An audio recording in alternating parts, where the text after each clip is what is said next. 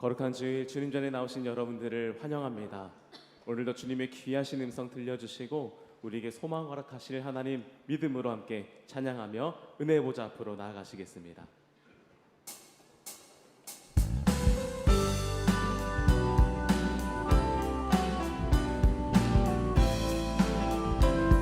오늘도 주님의 그 소망의 말씀을 들려주실 때에 우리에게 힘과 능력이 되시는 그 하나님을 의지하며 나아가는 믿음 더하여 주옵소서.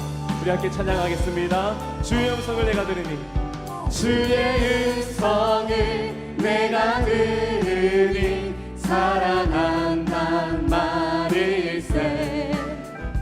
믿는 마음으로 주께 가오니 나를 영접하소서. 주의 음성을 내가 들으니 주의 음성을 내가 들으니 사랑한단 말일세. 믿는 마음으로 주께 가오니 나를 영접하소서.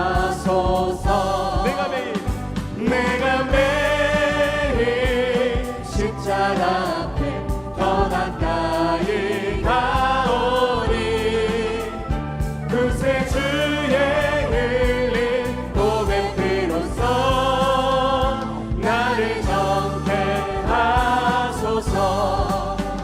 주여 넓으신 은혜 베푸사 나를 받아주시고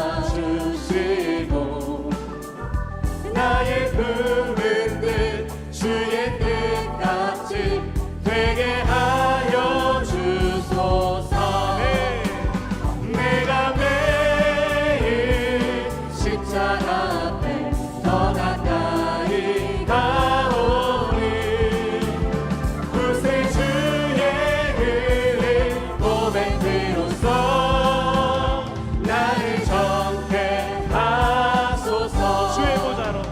주의 보좌로 나아갈 때에 어찌하니 기쁠까. 주의 얼굴을 항상 배우니 더욱 친근합니다. 내가 매일 십자가 앞에 더 가까이 가오니 그새 주의 흘린 고백으로써 나를 정케하. 우리 사절 고백합니다. 우리 구주의 넓은 사랑을 증명할 자 없으며 주가 주시는 참된 기쁨도 헤아릴 수 없도다. 내가 매일 십자가 앞에 더 가까이 가오니 그새 주의 흘린 고백으로써 나를 정케하소서. 내가 매일 십자가 앞에 더 가까이 가오니 그새 주의 흘린 고백으로써 나를 정케하소서. 우리 한번 믿음으로 선포합니다. 내가 매일 십자가 앞에 더 가까이 가오니 그새 주의 흘린 고백으로써 나를 정케하소서. 우리에게 되시는 주님께 영광의 박수 올려드리며 찬양합니다. 할렐루야. 아멘.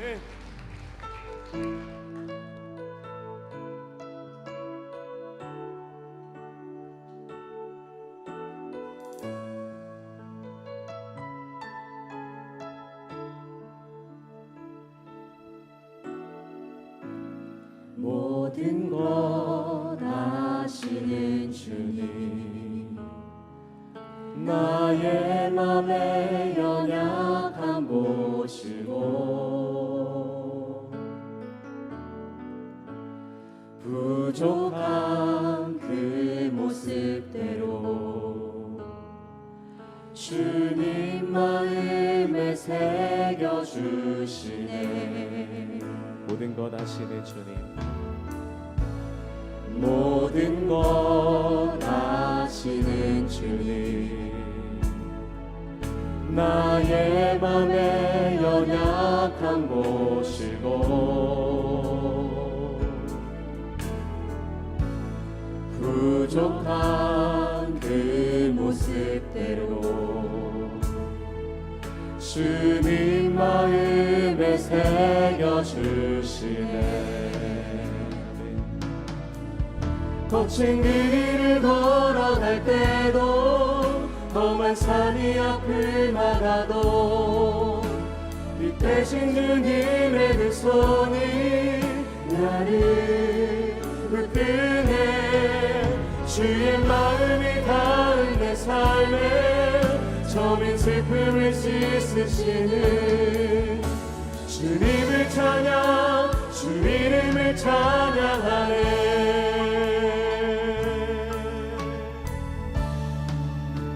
주님께 토로한 마음, 주님께 토로한 마음 하나하나 헤아려 주시니 그 마음 그 아픔을 주님 손으로 품어주시네. 거친 길을 걸어갈 때도 험한 산이 앞을 막아도 빛 대신 주님의 그 손이 나를 붙드네. 주의 마음이 닿은 내 삶에 저민 슬픔을 씻으시는 주님을 찬양, 주 이름을 찬양하네. 거친 길을 걸어갈 때도 험한 산이 앞을 막아도 빛 대신 주님의 그 손이 나를 붙드네. 주의 마음이 닿은 내 삶에 저민 슬픔을 씻으시는 주님을 찬양, 우리의 소망 되신 주님 찬양합니다. 거친 길이를 걸어갈 때도 붙드시는 주님, 거친 길이를 걸어갈 때도 험한 산이 앞을 막아도 빛 대신 주님의 그 손이 나를 붙드네. 주의 마음이 닿은 내 삶에 저민 슬픔을 씻으시는 주님을 찬양, 주 이름을 찬양하네. 주님 찬양합니다. 주님 사랑합니다. 우리를 붙드시고 우리를 주의 날개 그늘 아래 감싸 안으시는 주님 앞에 우리의 마음을 내어놓으며 나아왔사오니 소망의 하나님, 우리의 마음을 만지시고 위로하시며 새롭게 하시는 그 하나님을 믿는 믿음 가운데에 충만한 삶이 되게 하여 주시옵소서. 함께 간절히 기도하시겠습니다. 사랑해 주님 감사합니다. 하나님 찬양합니다. 우리의 소망이며 우리의 산성이시며 우리의 능력 되시는 주님, 능하신 오른손을 붙으시고 주님의 날개 그늘 아래 보호하여 주시는 하나님 아버지 앞에 나왔습니다. 주님, 우리의 소망이 되시며 우리의 능력이 되시는 주님의 그 말씀이 우리 간에 들려질 때에 하나님 믿음이 굳건하게 사는 우리들의 삶이 되게 하여 주시옵시고, 우리의 삶을 녹록지 않지만 하나님을 바라보는 소망과 믿음으로 재배 나아가는 굳건하게 사는 우리들의 삶이 될 수 있도록 인도하여 주시옵소서. 주님을 바라봅니다. 주님을 소망합니다. 하나님의 말씀 앞에 나아갑니다. 우리에게 소망 주시고 능력 더하여 주시며 우리를 위로하시는 그 하나님 아버지 앞에 나아가오니 주여 말씀하여 주시옵소서. 주의 종이 듣겠습니다. 말씀하여 주시옵소서. 주님의 종이 순종하겠습니다. 믿음으로 받은 모든 심령 위에 주님 믿음이 믿음을 더하여 주시며 은혜를 더하여 주시옵소서.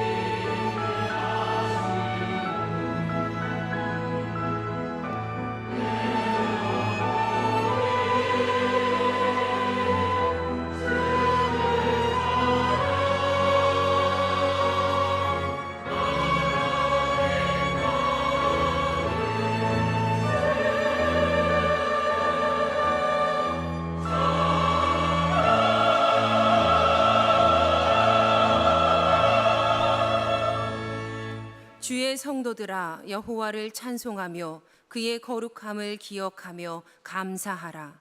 그의 노염은 잠깐이요 그의 은총은 평생이로다. 저녁에는 울음이 깃들일지라도 아침에는 기쁨이 오리로다. 아멘. 모두 자리에서 일어나 주님의 성령 찬양하시겠습니다.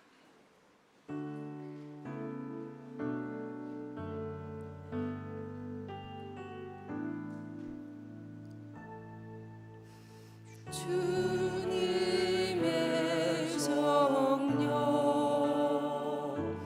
지금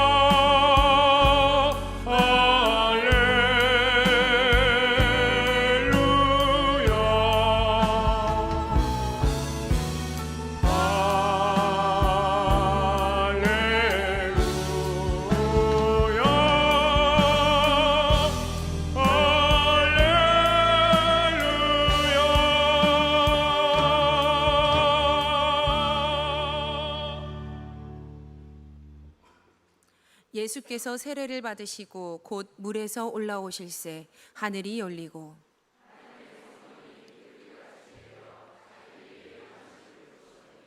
하늘로부터 소리가 있어 말씀하시되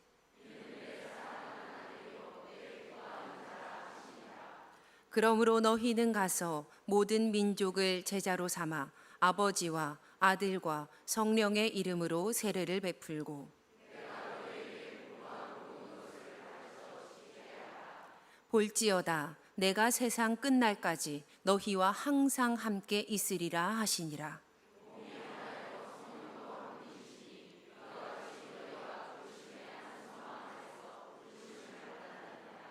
주도 한 분이시요 믿음도 하나요 세례도 하나요 하나님도 한 분이시니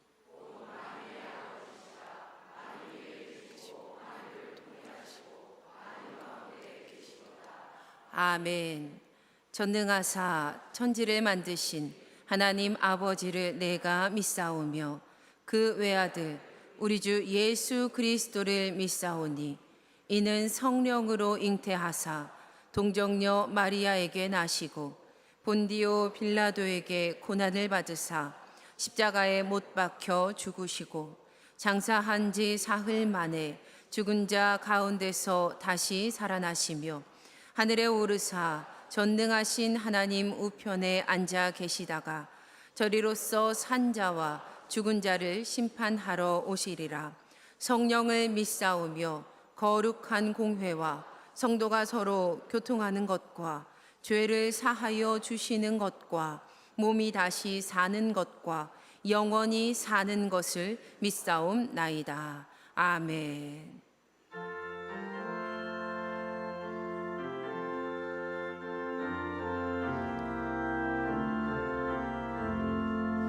주의 말씀 받으리라 참 이쁘고 복되도다 이 기쁜 마음 못 이겨서 온 세상에 전하노라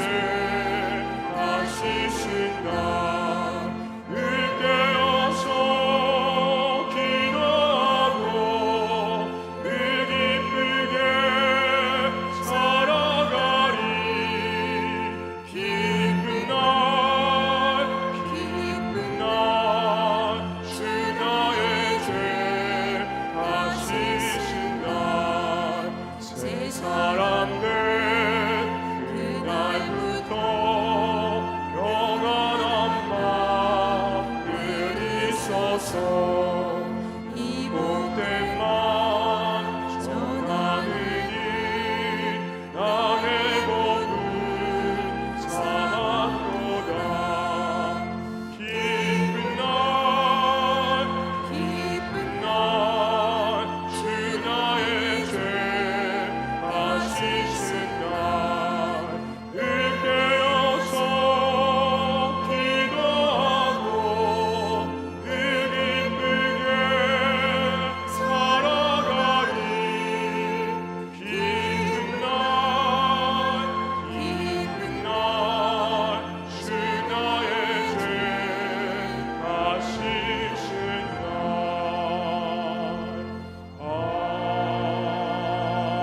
아멘.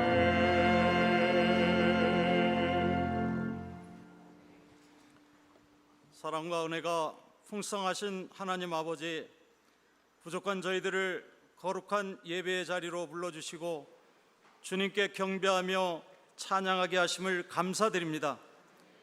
경배와 찬양과 기도를 드리오니 홀로 영광 받아 주시옵소서. 지난 한 주간도 구별된 하나님의 자녀로 하나님의 뜻에 아닌 줄을 알면서도 그 길을 따라 지은 죄들이 수없이 많았음을 이 시간 고백합니다. 용서하여 주시고 자비와 긍휼을 베풀어 주시옵소서. 우리 교회를 사랑하시는 하나님, 이곳에 우리 교회를 세워주시고 지금까지 인도하여 주심에 감사드립니다. 앞으로도 우리 교회가 뜨거운 예배와 기도가 살아있는 교회요, 명령하신 복음의 사명을 넉넉함으로 더욱 더 잘 감당할 수 있는 교회 되게 인도하여 주시옵소서. 어린 아이로부터 노년에 이르기까지 성령 충만함을 허락하시어 하나님의 역사가 일어나는 귀하고 복된 교회 되게 인도하여 주옵소서. 교회의 각 기관과 처소에 세우신 일꾼들에게 지혜를 허락하셔서 우리 교회가 더욱 부흥하고 발전하게 하시고 하나님 나라가 땅끝까지 확장되어 가는데 사용하여 주옵소서. 우리 중에 육신의 병마와 물질의 궁핍함, 또 영적으로 고통과 두려움에 있는 형제 자매들에게 넘어지지 않게 일으켜 세워주시고 가장 좋은 곳으로 우리에게 주실 것을 믿고 주님의 음성에 귀 기울이며 감사와 찬양을 돌려드리는 저희 모두 되게 하옵소서. 하나님 아버지, 이 나라와 민족에게 긍휼을 베풀어 주시옵소서. 위정자들이 주님을 경외하고 겸손한 마음가짐으로 국민과 나라를 위하는 마음으로 이 나라를 이끌어가게 하여 주시고 이념과 갈등으로 나눠진 정치인들을 위해 우리의 기도가 끊이지 않게 하여 주옵소서. 호국 보훈의 달을 맞아 70여 년 전 이 나라를 황폐하게 만든 6.25를 우리 후손들이 기억하게 하셔서 나라를 지키기 위하여 목숨을 바친 선녀들과 유공자들을 기억하게 하시옵소서. 이 시간도 젊음을 바쳐 국방의 의무를 감당하는 장병들의 삶이 하나님 안에서 복되게 하여 주시옵소서. 이 시간 우리 목사님 말씀 선포하실 때 성령 충만함으로 채워주시고 그 말씀을 받는 저희들은 심령이 변화되어 세상에 나아가 말씀으로 승리하는 삶을 살도록 인도하여 주시옵소서. 성가대의 찬양을 기쁘게 받아주시고 모두가 은혜 받게 하여 주시옵소서. 예배 가운데 주님을 만나 은혜의 단비를 내려주시기를 간절히 원하옵고 우리의 생명이시며 구원자 되시는 예수 그리스도 이름으로 기도합니다. 아멘.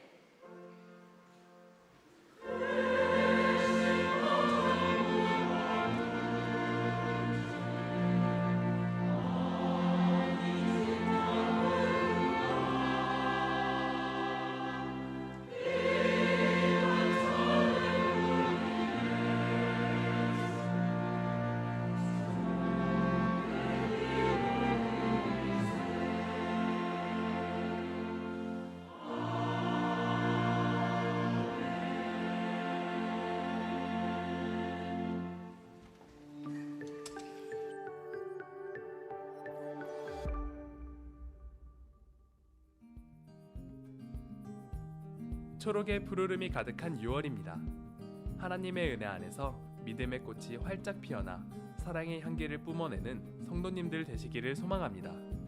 6월 첫째 주 교회 소식입니다. 올 세대 예배가 오늘 온 세대 예배시 있습니다. 전교인 성경퀴즈 대회가 6월 18일 온 세대 예배시 있습니다. 이번 성경퀴즈 대회 범위는 민수기와 마태복음이며 속별 회비는 2만 원입니다. 총 여성교회 회장단 원래회가 오늘 2부 예배 후 식명상가 3층에서 있습니다. 교회학교 여름성경학교와 수련회에서 보조교사로 봉사하실 분들의 신청을 받습니다. 봉사 영역은 어린이 돌봄과 보조교사, 그리고 프로그램 지원입니다. 부서별 일정은 화면과 주보에 기재되어 있으며 6월 말까지 각 부서 부장님들께 신청하실 수 있습니다. 제13회 중학년의 성경 골든벨이 7월 15일 토요일 오전 9시 30분 우리 교회에서 있습니다. 대상은 초등학교 1학년부터 6학년까지의 아동부 어린이이고 성경 범위는 시편, 마가복음, 디도서, 빌레몬서입니다. 신청은 아동부에서 하실 수 있습니다. 오늘 상점 꽃꽂이는 이하온 아기의 생일 감사로 헌화하였습니다. 하나님의 사랑 안에서 늘 강건하고 복된 삶을 누리는 주님의 자녀 되기를 축복합니다.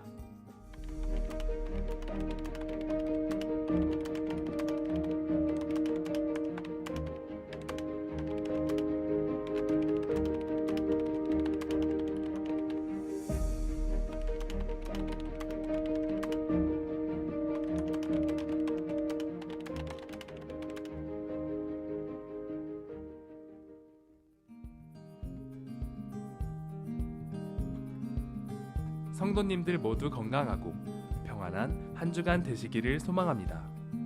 사랑이 넘치는 예수님의 가족, 의정부 제1교회 소식이었습니다. 거룩한 주일에 주님 앞에 나와 예배하는 모든 믿음의 가족들을 예수님의 이름으로 축복하고 사랑합니다. 우리 옆에 계신 분들과 인사하겠습니다. 사랑합니다. 반갑습니다. 보고 싶었어요. 제가 오늘 지금 이렇게 잠깐 광고하는 동안에 올라와서 보니까 조금 우리가 자리를 좀 조정해야 될 것 같습니다. 지금 예배 좀 늦게 오시는 광고 시간에 오시는 분들 보니까 자리에 앉으시는 게 되게 불편하세요. 막 찾아 들어가야 되고 그래서 제 생각에는 우리 장로님들부터 좀 앞에 네 분씩 좀 이렇게 앉으셔서 자리를 정리를 지금 말고 다음 주부터 해주시면 좋을 것 같습니다. 그래서 맨 앞자리부터 좀 네 분씩 앉으셔서 정리를 해주시고 이번에 자리를 좀 정리하시면서 여기가 내 자리다 생각하시면 좋을 것 같아요.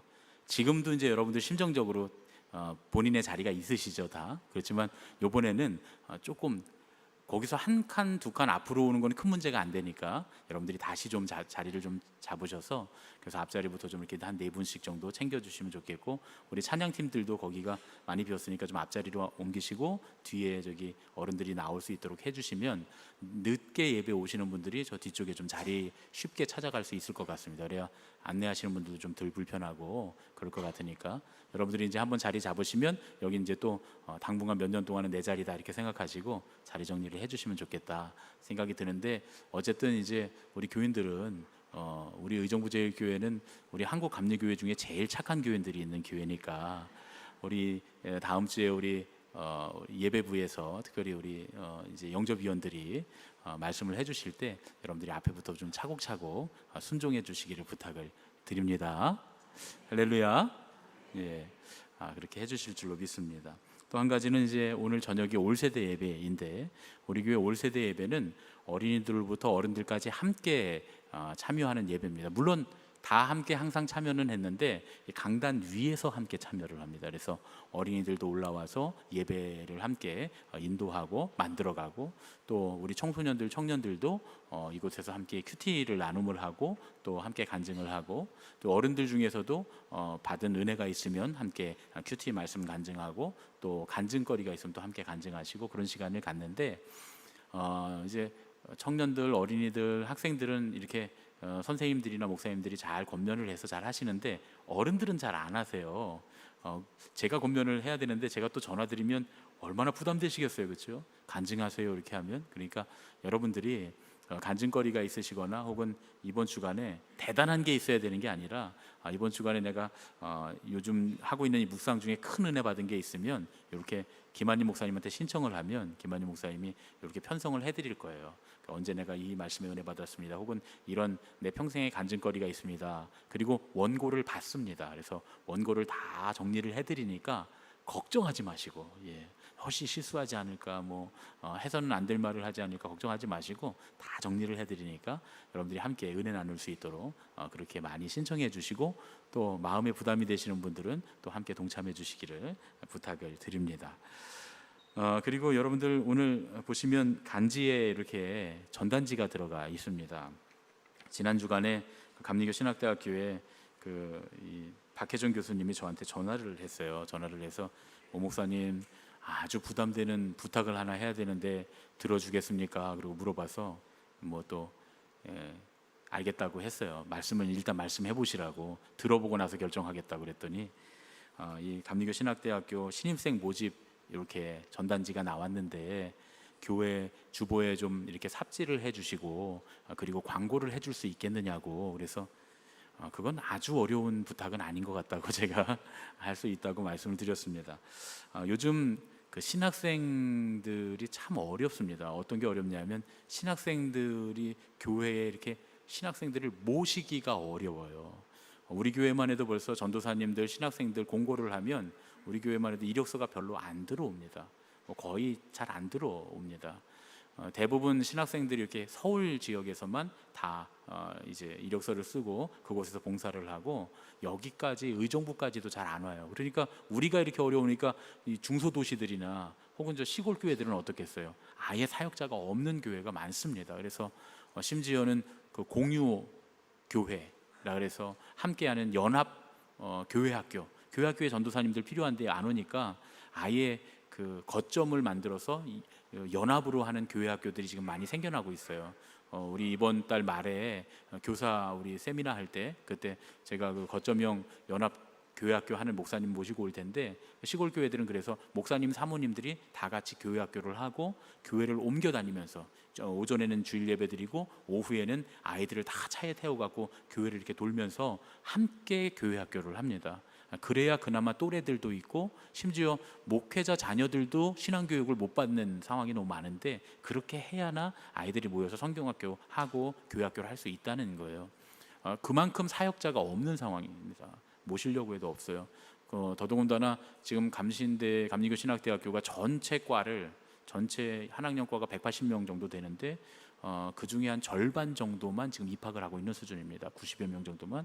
근데 그래서 심각하다 그랬더니 그래도 감리교 신학대학교는 굉장히 많이 학생들이 오고 있는 편이라는 거예요. 그래도 90명씩이나 오니까.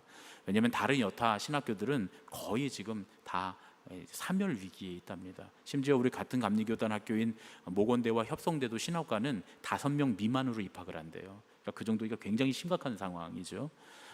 그래서 이게 우리 다음 세대에 당장 지금부터 우리 아이들을 가르칠 전도사님들이 없다는 얘기고, 그리고 10년, 20년 뒤에는 이 강단에 설 목사님들이 이제 찾기가 어렵다는 그런 이야기입니다.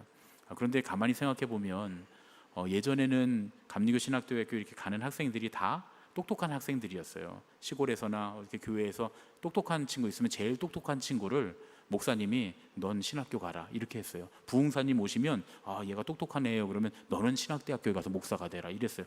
저도 그랬거든요. 제가 여러분들이 웃으시지만 이래봬도 제가 고등학교 때 문과에서 전교 1등 했습니다. 그래서 전교회장도 했습니다. 전교회장도 했어요. 그래서 제가 감신대에 제가 딱 입학해서 친구들한테 나 문과에서 1등 했어 그러니까 나도 절반은 다 1등한 애들이 왔어요. 시골에서. 그리고 나 전교회장 했어 했더니 전교회장도 수두룩해. 나도 전교회장 했다고. 초등학교 때 전교회장 했어, 중학교 때 전교회장 했어, 고등학교 때 전교회장 했어. 다 그런 친구들만 왔었어요. 우리 때는. 그랬는데 지금은 물어보니까 아이들이 성적이 떨어지는 아이들이 그나마 서울에 있는 학교이기 때문에 간다 그래서 오는 경우들이 많다니까. 그러니까 이게 굉장히 어려운 문제다. 가만히 생각해 보니까 나도 우리 애들이 공부 잘하면 서울대 연고대 보내지 감신대 안 보낼 것 같다는 마음이 들더라고요. 여러분도 그러시잖아요, 그렇죠? 이게 남 얘기니까 심각하지. 지금 남의 아들은, 목사님 아들은 신학교 보내야죠, 이렇게 얘기할 거 아니에요, 여러분들 생각에는. 근데 내 아들이 공부를 잘한다, 그러면 여러분 신학대학 보내시겠습니까? 서울대 연고대 보내시겠어요? 대답하지 마세요. 뭘 좋은데 딸을 그게 근데 여러분 죄송합니다. 일부 때는 더 많은 분들이 대답하셨어요. 사실은 그냥 웅성웅성 서울대 연고대 보내줘 이러시니까 제가 그러지 마시라 그랬는데, 이게 우리 상황입니다. 그런데 10년 뒤, 20년 뒤에 그러면 여러분들이 목사님들에게 기대할 수 있는 것이 많이 적어진다, 그런 얘기죠. 우리가 기도해야 됩니다. 그래서 기도해야 되고, 이게 참 어려운 얘기입니다. 왜냐하면 하나님이 갑자기 어느 날 우리 아들, 딸을 부르신다 그러면 저도 보내야 되는 거잖아요. 저도 굉장히 두려운 이야기입니다. 초등학교 5학년 때 우리 아들이 저한테 아빠를 보니까 목사가 되는 게 좋을 것 같아요. 그래서 너무 감사한 말인데 제가 그랬어요. 주하나, 하나님이 널 부르셨니? 그랬더니 아니래. 그러니까 자기가 보기에 좋아 보이는데 목사가. 그래서 그러면 아니야. 목사는 하나님이 부르셔야 하는 거야. 근데 생각해 보면 20년 전, 30년 전, 40년 전에는 하나님이 부르시는 애들이 그렇게 많았는데 요즘에는 왜 하나님이 아무도 안 부르시는지 모르겠어요. 물론 그것도 문제가 있겠지만, 그런 부분들을 얘기해 놓고 저도 마음속 한켠에는 우리 아들이 똑똑하면 공부 잘해서 좋은 학교 가서 돈 많이 버는 사람 됐으면 좋겠다 하는 마음이 있었지 않았나 하고 마음을 좀 회개를 합니다.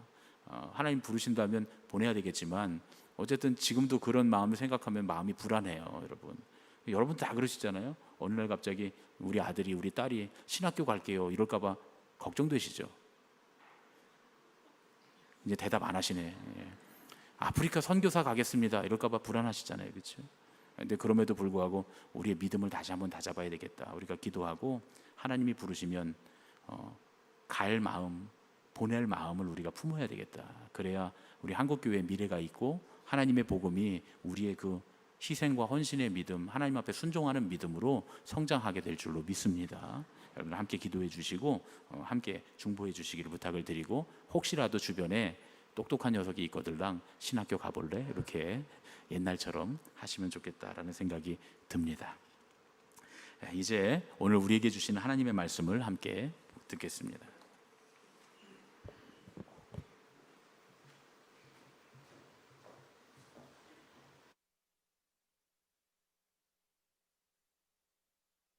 자리에서 일어나 하나님의 말씀을 듣겠습니다.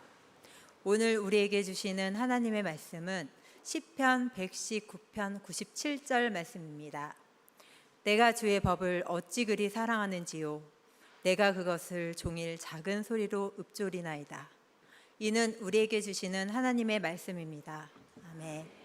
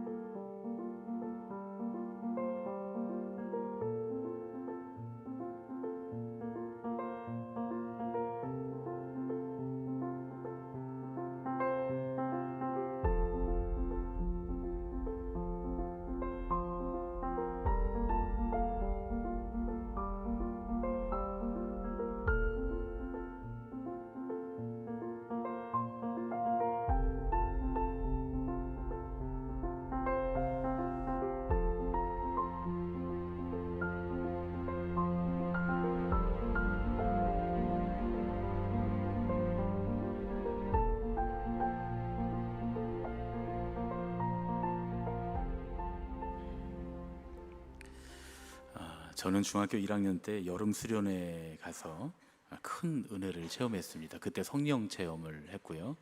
천국을 경험했습니다.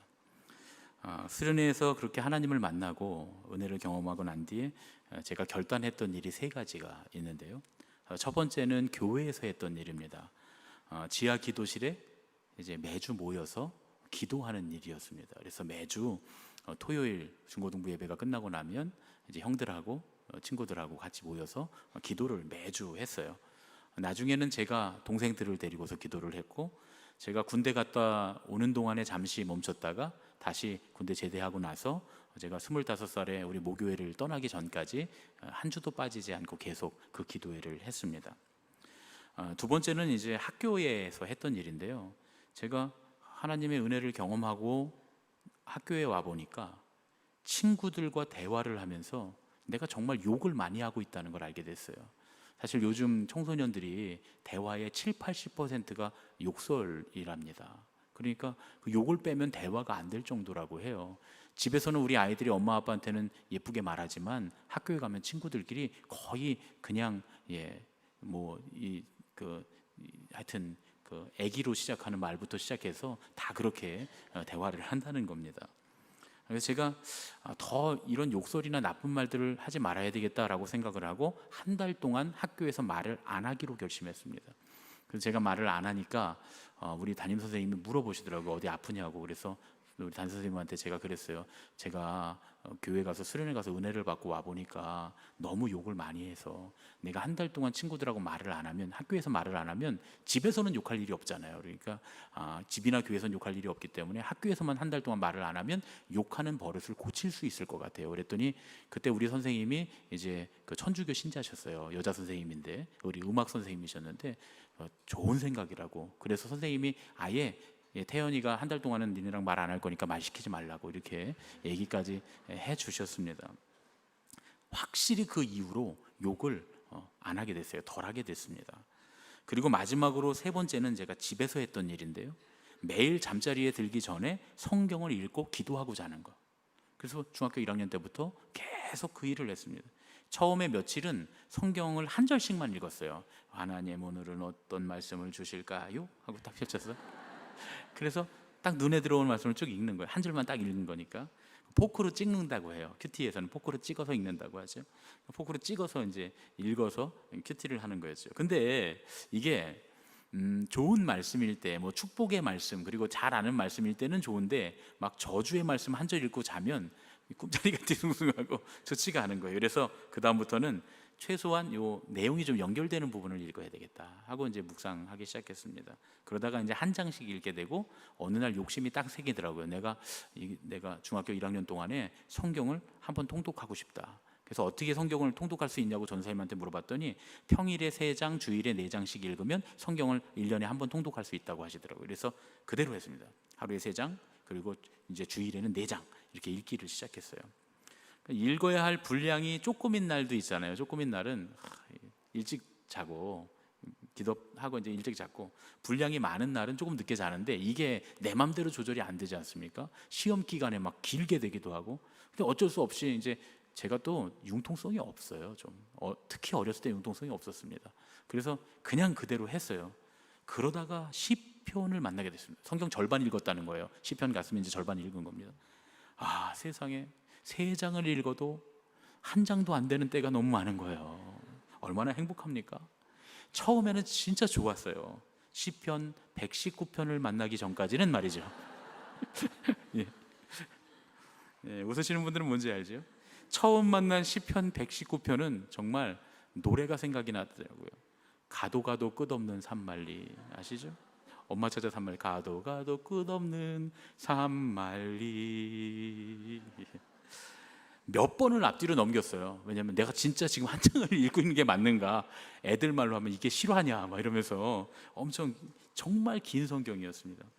그런데 이제 몇 번 성경을 통독하다 보니까 요령이 생겼어요. 지금 시편 110편 찾는 분들은 성경 안 읽은 분들이에요. 이건 안 봐도 이게 얼마나 긴 성경인 줄 아시죠? 읽어본 분들은. 근데 이 시편 119편까지 포함해서 3장을 읽을 때 절대 주의해야 되는 게 있습니다. 118편을 같이 읽으면 안 돼요. 118편도 119편에 가려져서 그렇지 처음 볼 때는 뭐 이렇게 긴 성경이 있나 싶을 정도로 깁니다. 맞아요. 한 분들은 읽어보시죠. 성경 통독해 본 분들 벌써 안다니까요. 118편도 굉장히 길어요.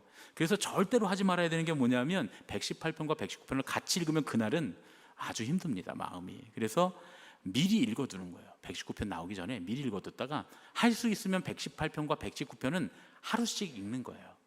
그러면 딱 좋습니다. 혹시 3장을 읽어야 될 때도 120편과 121편은 좀 짧아요. 뒤로 붙여야 됩니다. 앞으로 붙이면 절대 안 돼요, 여러분. 그렇게 성경을 통독했었어요. 그때는 이 시편 119편이 그저 지루한 시편이다 이렇게만 생각을 했던 거예요.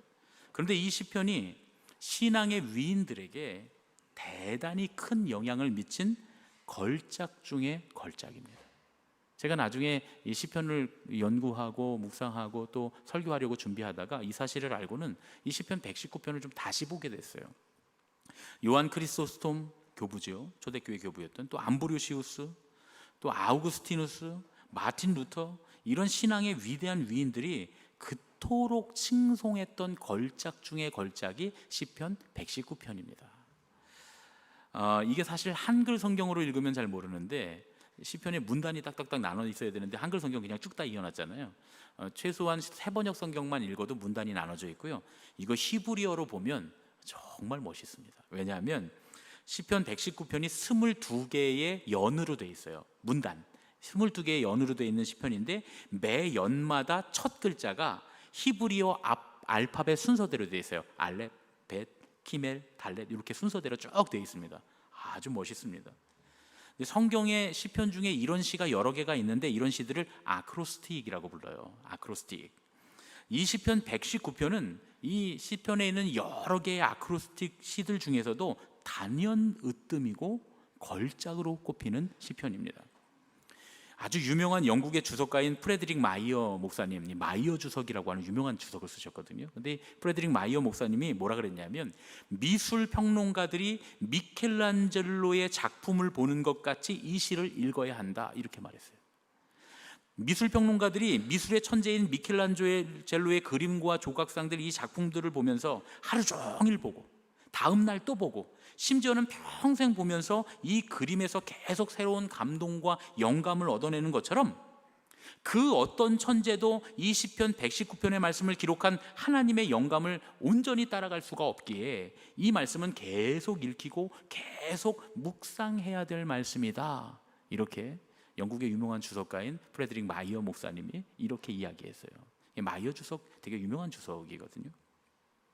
시편 119편은 교훈시이자 지혜문학의 범주에 속합니다. 우리가 이 시편이 지혜문학의 범주에 속한다고 할 때 이 말씀은 보통 위로와 관련이 되어 있습니다. 그래서 저는 삶에 지치고 피곤한 분들, 무기력해지고 좌절한 마음을 가진 분들에게 시편을 묵상하라고 꼭 권면해 드립니다. 꼭 시편을 읽으라고 해요. 때로는 질병 때문에, 관계의 문제 때문에, 어떤 마음의 상처 때문에 실패와 좌절을 겪어서 또 무언가 상실했을 때, 그래서 마음이 아프고 괴롭고 견디기 힘들 때 시편을 읽다 보면 위로해 주시고 새 힘 주시고 평강을 주시는 주님을 만날 수가 있습니다. 그런 경우 보통은 시편이 지혜문학의 범주에 들어간다 이렇게 말을 합니다. 우리가 요즘 함께 묵상하고 있는 시편들은 지혜문학의 범주에 들어가는 시편들입니다. 소망의 노래. 그래서 이 시편들을 읽고 있으면 우리 삶을 위로하시는 하나님을 만날 수가 있는 거예요. 어떤 상황에서라도 마음의 평강을 경험하게 해줍니다. 왜냐하면 이 시편들에는 하나님의 말씀으로 살고 있는 한 신앙인, 그 한 신앙인의 체험적인 고백이 담겨 있기 때문이죠. 우리가 인생에 겪을 수 있는 가장 고통스러운 경험들 가운데서 이 시편 하나를 지은 이 한 사람이 하나님의 말씀에 자기가 순종하며 살아갈 때 하나님께서 그 주셨던 그 위로를 체험한 그 신앙의 고백으로 이 시편들을 가득 채워놨기 때문입니다. 우리가 오늘 나누고 있는 이 시편 119편에 놀라운 점이 있는데요. 이 119편에는 기록이 많이 있습니다. 놀라운 기록들이 많이 있는데 그 중에서도 제일 놀라운 것 중에 하나 제가 찾아낸 건 뭐냐면 매번 하나님의 뜻, 하나님의 말씀, 하나님의 교훈을 뜻하는 단어가 매 문장마다 들어있다는 거예요. 히브리어 원문을 보면 시편 119편은 무려 176절입니다. 176개의 문장으로 되어 있어요. 그런데 이 많은 문장에 유일하게 122절 하나를 제외하고는, 제가 지금 176절이라고 했죠, 여러분. 진짜 길죠? 예. 이 122절 하나를 제외하고는 모든 절에 하나님의 말씀을 뜻하는 단어가 하나 이상 들어 있습니다. 하나만 들어 있는 게 아니에요. 어떤 건 막 3개씩도 들어 있어요. 그러니까 하나 이상 들어 있어요. 주의 말씀, 주의 율법, 주의 도, 주의 율례, 주의 규례, 주의 계명, 주의 증거, 주의 법도, 이거 다 전부 다 하나님의 말씀을 뜻하는 거잖아요. 하나님의 뜻과 하나님의 계획, 하나님의 말씀을 뜻하는 단어인데, 이 단어가 시편 이 절절마다 다 들어 있는데, 이 시편 한 편에 200개 가까이 들어 있어요. 200단어 가까이 들어 있습니다. 여러분, 요즘 아이들 하는 말 들어보셨습니까? 요즘 아이들 하는 말은 우리가 들으면 심지어 이게 무슨 말인지 잘 못 알아듣겠는 그런 말들이 많아요. 심지어 이런 말들을 문자로 쓸 때는 더 어렵습니다. 왜냐하면 초성만 쓰거든요, 아이들이요. 응이라고 할 때 아이들이 응하고 이게 하나, 모음 하나 쓰기 싫어서 이응만 두겠습니다. 이응 이렇게 써요. 그게 응이에요. 응. 그러니까 초성만 써놓으니까, 이게 자음만 써놓으니까, 또 이건 그래도 응은 이응 2개나 써놨지, 나머지 글자들은 문장이 쭉 있는데 앞에 있는 초성만 진짜 써놓습니다. 안녕 그러면 이응 니은 이렇게만 써놔요. 이게 문장이 조금 길어지면 우리는 못 알아보는데 걔네들은 다 알아봐요. 희한하더라고요. 요즘 학생들은 이런 말들을 빼놓으면 사실 대화가 잘 안 된다는 거예요. 마찬가지로 시편 119편은 하나님의 뜻, 하나님의 말씀을 의미하는 말씀, 율법, 규례, 계명, 이런 단어의 의미가 무엇인지를 모르면 해석이 불가능한 성경입니다. 200여 번 들어갔으니까요. 하나님의 뜻과 하나님의 말씀으로 가득 차 있는 시편이 119편입니다. 그래서 시편 기자가 하나님의 말씀에 대해서 어떻게 여기고 있는가를 따라가다 보면 우리는 이 시편에서 우리 삶의 위로와 평강을 더하시는 하나님의 보석과 같은 말씀들을 캐낼 수가 있습니다. 시편 119편은 제가 생각하기에 보물상자입니다. 정말 보물상자예요. 저도 이 시편 119편에서 보물을 캐다가 제가 이 시편 119편을 묵상하면서 제가 생각하기에 가장 큰 수확은, 가장 빛나는 보석을 찾아낸 건 뭐냐면 하나님의 말씀 읊조리기입니다. 하나님의 말씀 읊조리기. 읊조린다라고 하는 말은 히브리어로 시야흐라는 말입니다. 시야흐. 뭔가 좀 조용히 묵상하는 것 같죠? 시야흐. 원래 뜻은 깊이 생각한다 이런 뜻입니다. 깊이 생각한다. 한자어로 하면 숙고하다 이런 뜻이에요. 조용히 아주 진중하게 깊이 있게 묵상한다는 뜻입니다. 하나님의 말씀을 조용히 깊이 되뇌이며 묵상하는 것, 이것이 바로 시야흐, 읊조린다라는 말이에요. 오늘 15절 16절 말씀, 내가 주의 법도들을 작은 소리로 읊조리며 주의 길들에 주의하며 주의 율례들을 즐거워하며 주의 말씀을 잊지 아니하리이다. 이 2절에도 지금 주의 말씀과 관련된 게 네 단어나 들어있죠, 그렇죠? 주님의 말씀들을 읊조린다는 거예요. 시편 119편의 서론에서 시인은 하나님의 말씀을 조용히 읊조리겠다라고 선언을 합니다. 목사님 15절 16절인데 무슨 서론입니까? 176절이나 있으니까 여기까지 서론 났습니다. 아직 서론이 안 끝났어요.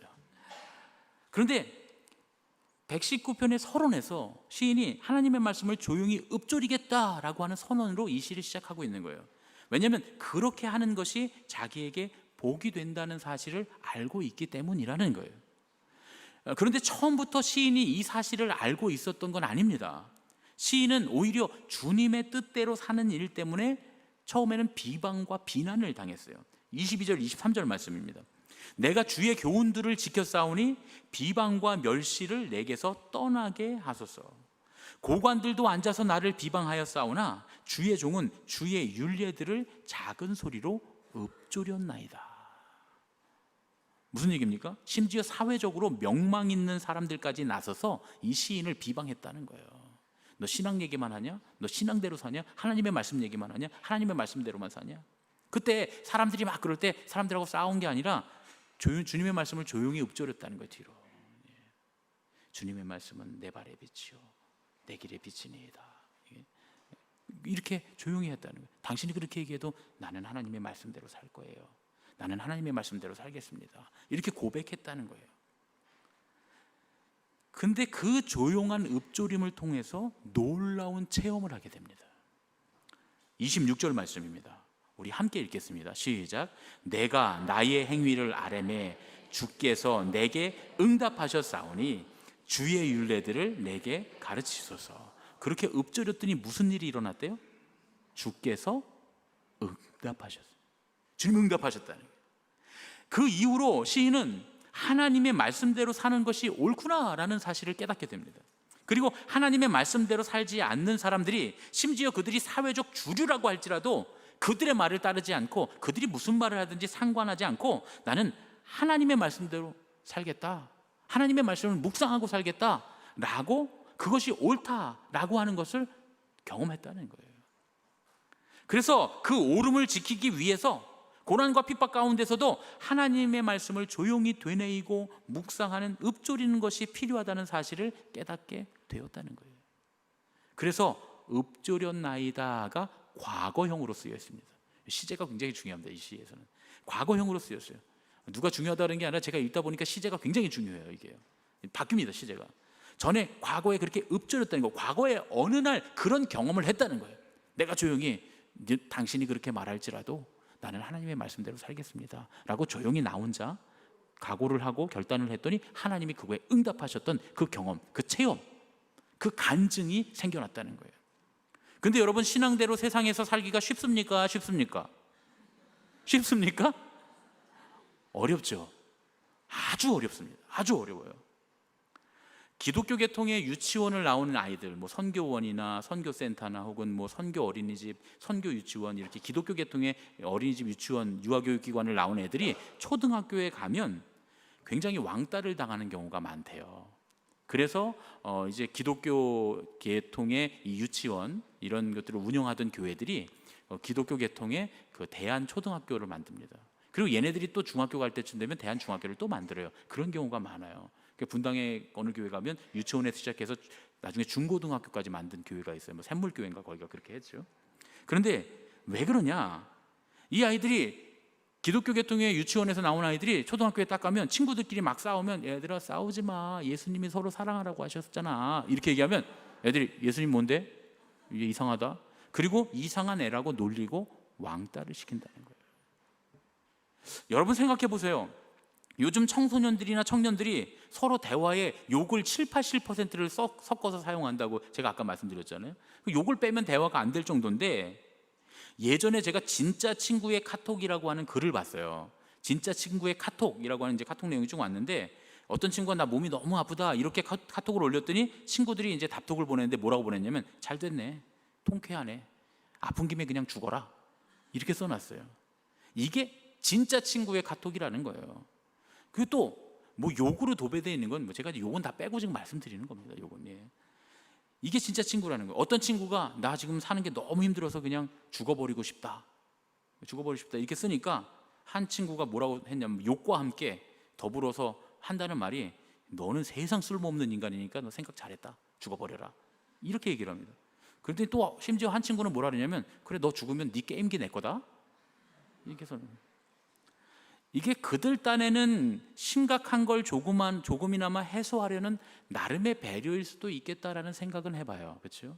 그래도 이렇게 친한 친구들이 있으니까 딴 생각하지 말아라 라고 말하는 반어법으로 사용한 거다, 이렇게 우리가 이해할 수는 있지만, 그런데 교회에서 신앙을 배운 우리 아이들이 그런 친구들에게, 야, 너 몸이 아파서 어떡하냐, 병원엔 가봤니? 약은 먹었니? 내가 뭐 도와줄 게 없을까? 내가 기도해 줄게. 혹은 죽고 싶다고 하는 아이에게, 왜 그렇게 힘들어하니? 나랑 만나자, 힘을 내서 다시 살아야지. 스스로 목숨을 끊는 건 하나님 너를 향한 뜻이 아니야, 이렇게 얘기하면 진지하다고 놀리는 세상입니다. 그냥 진지하다고 놀리는 게 아니라 진지충이라고 해요. 벌레 취급당한다는 거예요. 벌레 취급당하는 세상입니다. 그런데 말이죠, 세상이 아무리 그렇더라도 성경은 하나님의 말씀대로 살아야 한다고 우리에게 가르쳐 줍니다. 세상이 그렇게 말할 때마다 조용히 하나님의 말씀을 읊조려야 한다는 거예요. 그들을 향해서 야 임마 이게 하나님 뜻이야 하고 항변하고 외치는 게 아니라, 조용히 자기 자신을 향해서 하나님 뜻은 그래도 그렇더라도 하나님 뜻은 이런 거야 하고 자기 자신을 타이르고 다잡으라는 겁니다. 그게 읊조리는 거예요. 하나님의 말씀을 읊조리는 거예요. 그런데 사실 시인인 이 사람도 처음에는 그게 잘 안 됐어요. 그래서 마음이 아팠습니다. 근데 그러던 어느 날 큰 소리로 자기를 비난하고 비웃는 사람들 앞에서 조용히 하나님의 말씀을 읊조리며 자기 자신을 타이르고 다잡아 보니까 하나님이 자기에게 응답하시더라는 거예요.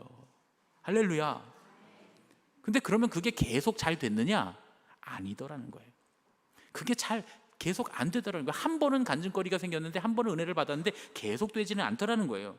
그래서 27절 말씀에 이렇게 말합니다. 나에게 주의 법도들의 길을 깨닫게 하여 주소서. 그리하시면 내가 주의 기이한 일들을 작은 소리로 읊조리리이다. 또 48절에 보면 또 내가 사랑하는 주의 계명들을 향하여 내 손을 들고 주의 율례들을 작은 소리로 읊조리리이다. 78절에 보면 교만한 자들이 거짓으로 나를 엎드렸으니 그들이 수치를 당하게 하소서. 나는 주의 법도들을 작은 소리로 읊조리리이다. 여러분, 이 세 절을 보니까요, 가만히 살펴보면 지금 그렇게 하고 있다는 거예요? 못하고 있다는 거예요? 못하고 있다는 거예요. 왜요? 미래형이에요. 다 미래형입니다. 그때 그렇게 했어야 되는데 내가 그렇게 못했어. 그러나 하나님 다음번에는 내가 그렇게 할 겁니다. 지금 그렇게 해야 되는데 제가 지금은 못했어요. 못하고 있어요. 그러나 하나님 내가 반드시 그렇게 할 겁니다 하고 미래형으로 말하고 있습니다. 그렇게 지금은 못하고 있지만 전에 했어야 되는데 못했지만 그렇게 하겠다는 의지를 미래형으로 지금 자기 의지를 드러내고 있는 거예요. 그렇게 결심하고 결단하고 연습하기에 많은 시간을 보냈을 거예요. 비록 지금 보면 27절, 48절, 78절 듬성 이걸 그렇게 하겠다고 고백하고 있지만 이 안에는 굉장히 긴 시간이 들어가 있을 겁니다. 여러 번의 실패와 낙심과 왜 그렇게 못할까? 그렇게 했어야 되는데 나 꼭 그렇게 할 거야 하는 그런 결단을 수없이 반복하고 많은 시간을 보낸 뒤에 드디어 오늘 우리가 읽은 97절의 말씀 함께 읽겠습니다. 시작. 내가 주의 법을 어찌 그리 사랑하는지요 내가 그것을 종일 작은 소리로 읊조리나이다. 할렐루야. 시제가 현재형이잖아요. 그것도 그냥 현재형이 아닙니다. 시인이 읊조렸던 그 기억에서 하나님의 응답을 경험하고 계속 애쓰고 힘쓰고 후회하고 결단하고 소망하고 결단하기를 계속하다가 비로소 어느 날 하나님의 뜻을 종일 작은 소리로 읊조리는 거룩함에 이르게 되었습니다. 종일, 하루 종일 그렇게 할 수 있는, 지금 그렇게 하고 있다는 거예요. 하루 종일 내가 읊조리고 있습니다. 이제는 하나님의 응답을 경험하면서, 날마다 하나님의 응답을 경험하면서 세상의 모든 사람들도 인정할 수밖에 없는 단계. 그래, 네가 한 게 맞았어. 네가 옳았어. 그래, 하나님 거기 계시는구나. 하나님 살아계시네.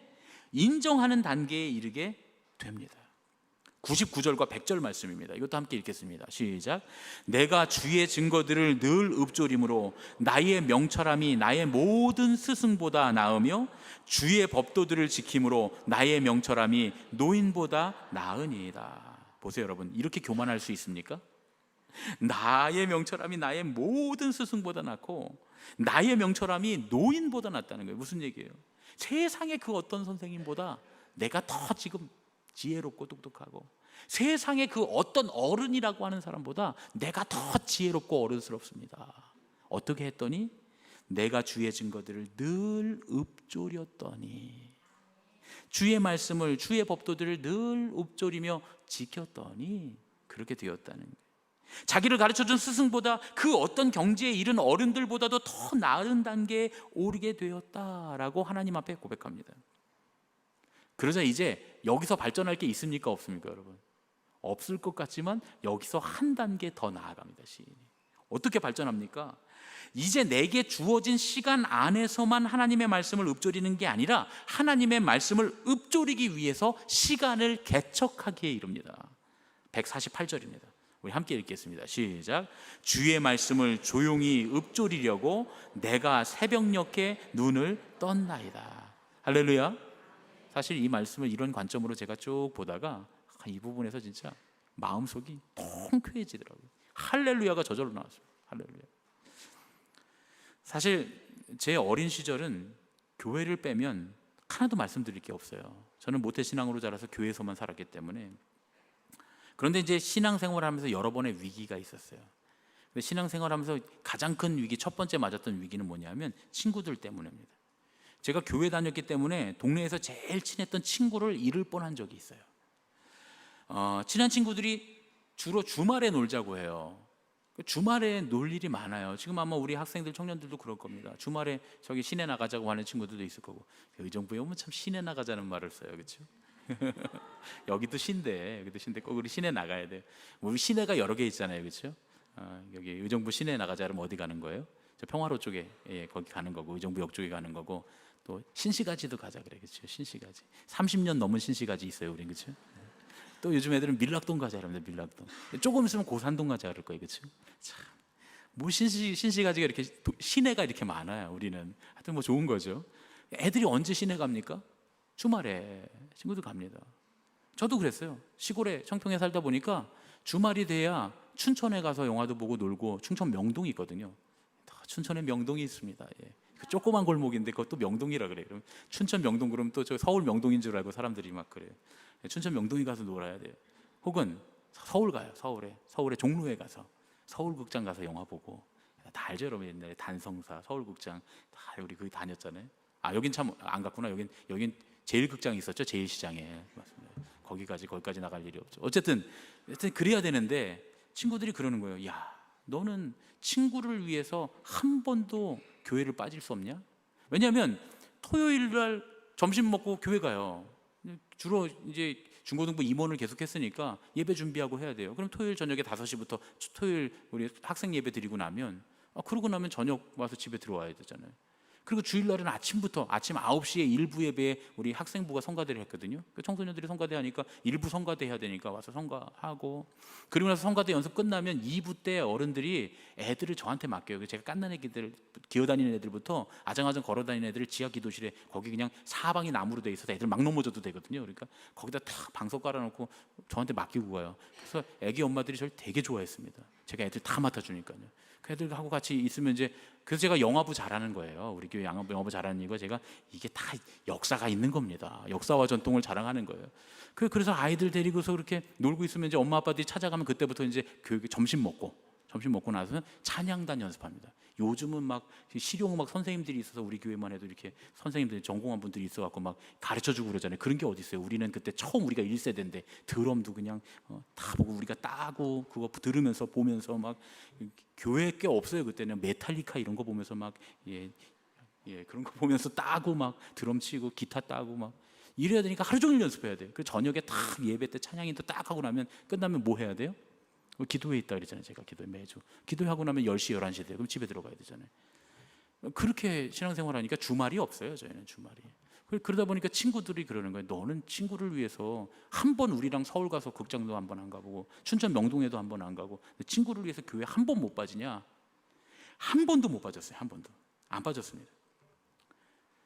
그래서 친구들을 다 잃어버릴 것 같은 그런 아주 극심한 불안함이 왔었던 적도 있었어요. 친구들이 나를 안 만나줄 것 같은. 그런데 그래서 오히려 저 초등학교 1학년 때부터 같은 반이었던 친구가 있거든요. 초등학교 1학년 때부터 중학교 2학년 때까지 같은 반이었던 아주 중마고우가 있습니다. 굉장히 섭섭해했는데 지금은 이제 오히려 저 때문에 신앙을 갖게 됐어요.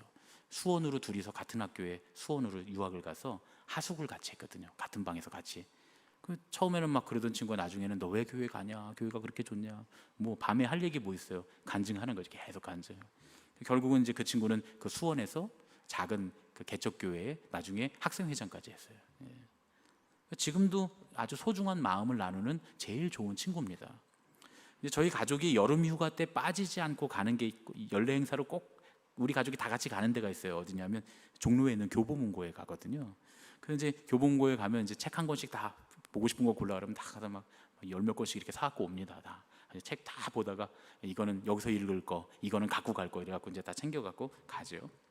몇 해 전에 저희 4식구가 교보문고에서 막 책을 고르고 책을 보고 있는데 어떻게 제가 거기 있는지 알았는지 모르지만 기가 막히게, 하긴 뭐 일주일에도 몇 번씩 전화를 하는 친구니까 기가 막히게 전화를 했어요. 전화를 딱 하더니 어딨냐요? 그래서 교보문고 와 있어, 온 가족이. 교보문고에 왔냐고. 왜냐면 제 친구가 그 옆에 있는 KT에 다니거든요. 바로 교보문고 옆에 있습니다. KT에 다니는데 마침 자기가 지금 지방으로 외근을 나와서 못 만나겠다는 거예요. 사실 뭐 저는 휴가고 그 친구는 일하고 있으니까 제가 나오라 그럴 수 없잖아요. 민폐니까 말을 못했는데 아쉽다는 거예요. 그래서 제가 뭐 너 만나러 온 것도 아니고 너 직장 생활하는데 어떻게 나와? 내가 그랬더니 이제 잠깐 기다려보래요. 그래서 잠깐 기다렸더니 조금 있다 전화가 왔습니다. 책을 사서 데스크에 맡겨놨으니까 그러니까 책을 찾아가라는 거예요. 그런 서비스가 지금 있더라고요. 책을 여기서 주문하면 데스크에서 찾아갈 수 있는 서비스가 있습니다. 그래서 그 책 그때 당시에 아주 중요한 거 블록체인과 관련돼 있는 가장 그 좋은 책 이렇게 두꺼운 거 지금은 제가 카페에 내려놨습니다. 우리 청년들 좀 읽어보라고. 제가 그 책 읽으면서 인사이트를 굉장히 많이 얻었어요. 우리 청년들이 꼭 읽었으면 좋겠다고 생각하는 책이거든요. 그래서 갖다 놨는데 책이 두껍고 재미가 없고 어려워요. 근데 중요한 건 문과인 나도 읽었는데 우리 청년들 뭐 읽을 수 있잖아요, 그렇죠? 그러니까 읽었으면 좋겠다는 생각이 들었어요. 그 책을 딱 받고 그랬더니 이제 그 건물 교보문고 건물 옆에 가면 1층에 아주 그 플라워 카페 뭐 이런 게 있어요. 그런 게 있는데 그 카페가 자기 단골인데 거기 가면 4사람의 커피 음료와 케이크를 주문을 해뒀대요. 먹고 가라는 거예요. 그 제가 궁금하잖아요. 갑자기 전화해서 왜 갑자기 이런 걸 사주냐 그랬더니 마침 자기가 조금 전에 외근 나와서 밥을 먹다가 올해는 내 주변의 소중한 사람들에게 내가 작은 선물을 하나씩 해야 되겠다라고 생각을 했다는 거예요. 내가 그렇게 생각을 했어. 근데 첫 번째로 네 생각이 제일 먼저 나서 너한테 전화를 했는데 마침 네가 우리 회사 옆에 있는 서점에 있고 내가 자주 가는 카페가 거기 근처에 있으니까 내가 너희 4명 식구들에게 작은 선물을 주는 거야. 이렇게 얘기를 해요. 여러분 고맙습니까? 감사합니까? 진짜 좋죠. 마음이 너무 따뜻해지고 너무 고맙더라고요. 한 번만 교회 주말에 안 가면 안 되냐고 했던 친구인데 이제는 목회를 인정해주고 격려해주는 그런 좋은 친구가 됐으니까 이게 얼마나 좋은 일입니까? 제가 신학대학교 다닐 때도 주변에 술 마시는 신학생들 죄송합니다 여러분 그냥 감안해서 들으세요. 술 마시는 신학생들 선후배가 여럿 있었습니다. 그러니까 신학을 하니까 다들 아는 게 얼마나 많은지 헛똑똑이들이죠 신학생들. MT 같은 데 가면 술 마시고 그러는 게 구원하고 무슨 상관이 있냐 신학적으로 뭐 신학자들 얘기를 막 하면서 그럼 상관없으니까 한잔 하라고 그렇게 말하는 선배들 친구들 꽤 있었습니다. 그러면 때로는 또 제가 안 한다 그러면 무지하다 그러고 무식하다고 하고 수모도 당하고 어디 뭐 이상한 신앙이라고 막 이렇게 얘기하면서 자유롭지 못하다고 뭐 자유하지 못한다고 막 이렇게 얘기하고 혼자만 깨끗한 척하냐 그건 너무 너 금욕주의도 이단이다 금욕주의 아니냐 막 이러면서 근데 그러면서도 술 한 잔 받아본 적이 없습니다. 불 꺼진 웰치 채플에 들어가서 불 다 꺼진 그 웰치 채플에 밤에 들어가고 혼자 외투를 뒤집어 쓰고 기도하고 기숙사에서 중학교 때부터 시작했잖아요. 매일 침대맡에 엎드려서 말씀 읽고 묵상하고 그랬습니다. 그러니까 저는 그 90년대 초반에 자유주의 신학에 가장 앞서가는 신학교에서 학교의 분위기와는 전혀 맞지 않는 좀 이상한 신학생으로 학교를 다녔습니다. 그런데 시간이 지나서 목회를 시작하니까 상황이 달라졌어요. 몇 해 전에 제가 목회하는 친구들과 함께 모여서 송년 모임을 하는데 목사님들, 사모님들, 뭐 그 자녀들 이렇게 모여서 송년 모임을 하는데 그리고 이제 송년 모임 식사를 하고 커피를 마시는데 한 친구가 그 얘기를 하더라고요. 제가 기숙사에서 매일 침대맡에서 성경 읽고 묵상하던 얘기를 하는 거예요. 친구가 얘기를 해요. 그래서 오태현 목사가 그런 친구라는 거예요. 그러니까 저를 그렇게 기억하고 있더라고요. 근데 똑같은 주간에 제가 한 명만 얘기했으면 기억이 안 남는데 똑같은 그 주간에 한 2, 3일 있다가 서울에 아주 오래된 큰 교회 교육 목사님이 전도사님들을 다 데리고 교회 탐방을 온 거예요. 교회를 구경하러 탐방을 왔는데 그 목사님이 또 똑같은 얘기를 전도사님들한테 하는 거예요. 그러면서 제가 오태현 목사님이 감신 기숙사에서 성경 읽는 사람으로 성경 많이 읽는 사람으로 당시에 유명했다는 거예요. 그 목사님 말로 뭐라 그러냐면 제가 성경 읽고 묵상하는 걸로 감신 기숙사의 전설적인 사람이랍니다. 신학생들이 얼마나 성경책을 안 읽으면 성경 읽는 게 전설이 돼요. 그렇죠? 그랬어요. 좀 자랑 같습니까, 여러분? 자랑하는 겁니다. 자랑하는 거예요. 목사가 설교할 때 자랑하면 안 되잖아요. 좋지 않은데 그래도 요건 좀 자랑해도 되겠다 싶어서 제가 자랑하는 겁니다. 무엇보다 잘했다 생각이 듭니다. 잘했다는 생각이 들어요. 공교롭게도 한 주에 두 목사님에게 학창시절 얘기를 들으니까 제가 새삼 마음이 좀 새롭더라고요. 그때는 사실 어려운 형편이었어요. 학비도 제가 벌어야 됐고 생활비도 제가 벌어야 됐고 또 기숙사비도 제가 벌어야 됐고, 그래서 고학을 하면서 정말 너무 힘드니까. 그래서 성경 읽고 묵상하고 기도하는 일이 대단한 일 아니잖아요. 힘들 때는 우리가 거기서밖에 위로받을 게 없잖아요, 그렇죠? 위로받으려고 나도 힘내려고 한 일인데, 오히려 그 당시에 어떤 사람들이, 저 후배들도 형은 좀 이상하다고, 신학생이 왜 이러냐고, 제가 신앙적인 얘기를 하면 자기는 못 받아들이겠다고 이렇게 얘기를 했어요. 이 머리만, 이제 그때 머리가 한참 발달할 때라 이 신앙적인 얘기가 통하지 않는 그런 친구들이 많았어요.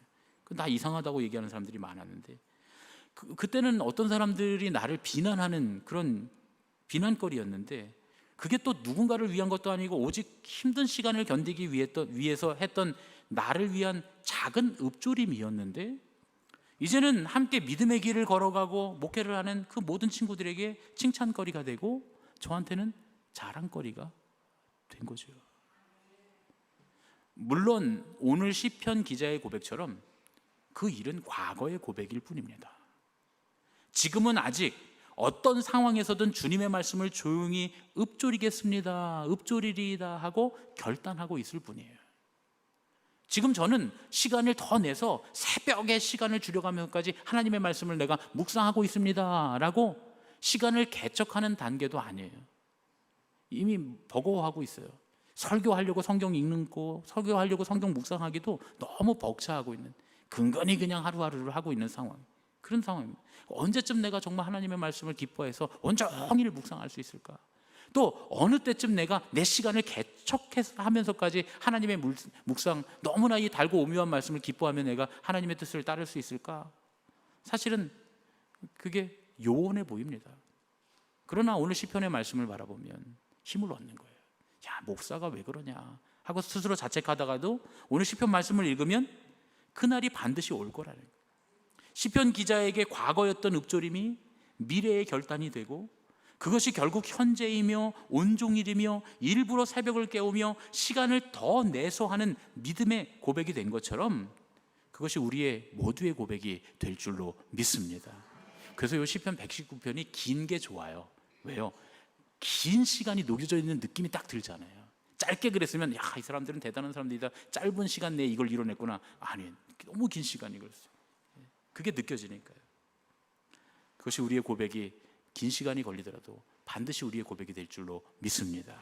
우리 옆에 있는 분들과 이렇게 인사하겠습니다. 언제나 주님의 말씀을 읊조립시다. 언제나 주님의 말씀을 읊조립시다. 언제나 주님의 말씀을 읊조립시다. 우리도 주님의 은혜를 힘입어서 머지않은 가까운 어느 날에 시편 119편의 시인과 같이 될 줄로 믿습니다. 하나님의 말씀을 뜻하는 이 말들이 시편 119편 9절마다 수백 번, 200번 가까이 기록되었던 것처럼 저와 여러분의 삶의 구비구비마다 가득히 하나님의 말씀이 기록되고 그 작은 읊조림들이 모두 다 감사의 고백이 되는 그런 은혜가 있으시기를 예수님의 이름으로 축원합니다. 아멘. 나의 한숨을 바꾸셨네. 우리 찬양하고 결단하고 봉헌하겠습니다.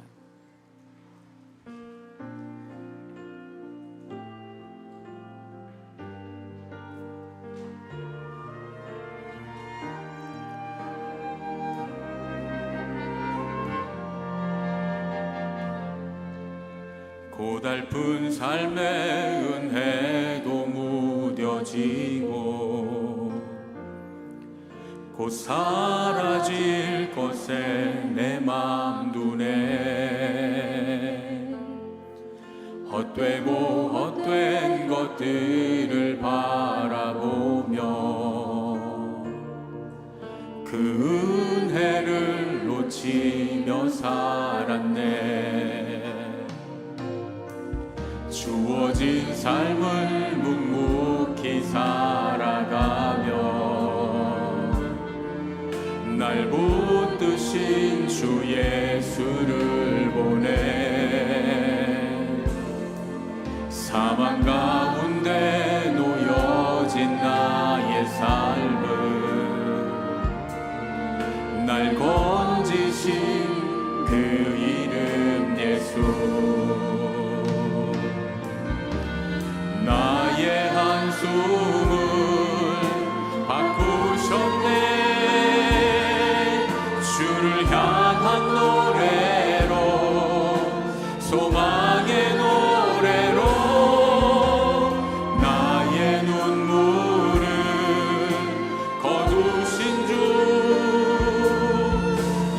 이름 안에 살게 하소서. 우리 다 같이 자리에서 일어나서 함께 찬양하겠습니다. 고달픈 삶에 은혜도 무뎌지고 곧 사라질 것에 내 맘 두네. 헛된 것들을 바라보며 그 은혜를 놓치며 살았네. 주어진 삶을 묵묵히 살아가며 날 부드신 주 예수를 보내. 사망 가운데 놓여진 나의 삶을 날 건지신 그 이름 예수. 나의 한숨을 바꾸셨네. 주를 향한 노래로 소망의 노래로 나의 눈물을 거두신 주 예수 이름 안에 살게 하소서. 나의 한숨을 바꾸셨네. 아멘. 나의 한숨을 바꾸셨네. 주를 향한 노래로 소망의 노래로 나의 눈물을 거두신 주 예수 이름 안에 살게 하소서. 우리 입술의 말을 들으시는 하나님 아버지, 주님께서 우리가 말한 대로 이루시는 줄로 믿습니다. 우리가 어떠한 상황에서도 주님의 뜻을 읊조리며 하나님의 말씀을 기억할 때에 그 말씀들을 우리 삶에 굽이굽이 이루어 가시며 그 모두가 감사의 간증이 되게 하시는 주님의 은혜에 감사드립니다. 오늘 시편 119편의 시인처럼 과거였던 읊조림이 미래의 결단이 되고 그것이 결국 현재이며 온종일이며 일부러 새벽을 깨워 시간을 더 내어 하는 믿음의 고백이 되도록 인도해 주시옵소서. 그리하여 우리의 삶에 감사의 간증이 넘치게 하여 주시옵소서. 오늘도 주님 앞에 우리의 물질을 구별하여 드립니다. 이 모든 것이 우리를 향하신 주님의 은혜임을 믿습니다. 또한 주님은 주님의 말씀을 읊조리며 하나님의 뜻을 따르기로 결단하는 우리에게 인자와 자비를 베풀어 주시는 분이신 줄로 믿습니다. 주님께서 주시는 그 은혜와 인자와 자비의 열매를 가지고 날마다 주님 앞에 나아올 수 있도록 축복해 주시옵소서. 이제는 우리 주 예수 그리스도의 은혜와 하나님 아버지의 지극하신 사랑과 성령님의 감화하시고 역사하시고 인도하심이 언제나 주님의 말씀을 읊조리기 원하는 예수님의 가족들, 우리 제일교회 모든 성도들, 또한 이 예배에 참여한 모든 예배자들 머리 위에 이제로부터 영원까지 함께 하시옵기를 예수님의 이름으로 축원하옵나이다. 아멘.